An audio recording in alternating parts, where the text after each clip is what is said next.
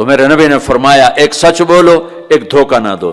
تیسرا فرمایا اخلاق اچھے کرو، حسن خلیقۃ، اپنے اخلاق اچھے کرو۔ اور چوتھا فرمایا عفۃ فی طعمۃ، رزق حلال کمانا، حرام نہ کمانا۔ یہاں آ کے شراب کی دکان نہ کھول بیٹھنا کہ پیسے زیادہ بنتے ہیں، آگ لگا دو اس کمائی کو جس پہ تمہارا اللہ ناراض ہو اور اللہ کا رسول ناراض ہو۔ تمہارا ایک رینڈ جو حلال کا ہے تمہارے لاکھوں حرام کے رینڈ سے زیادہ اللہ کو محبوب اور پسند ہے، اور اس میں زیادہ برکت ہے۔ حرام کھا کے نہ کوئی سکھ کی نیند سوتا ہے، نہ سو سکتا ہے۔ اللہ کو بھولا کے نہ کسی نے چین پایا ہے، نہ پا سکتا ہے۔ یہ چار باتیں آپ لے لیں، میں لے لیں تو ہماری زندگی یہ بھی خوبصورت، وہ بھی خوبصورت۔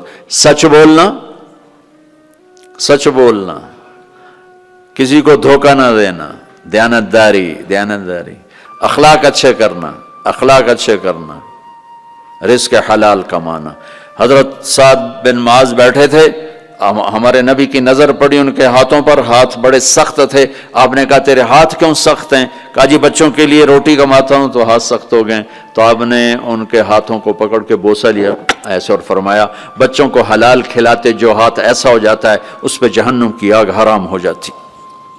ہماری تو کمائی، آپ کی کمائیوں میں سچ اور دیانتداری ہو تو اللہ کی قسم 24 گھنٹے نماز لکھی جائے گی۔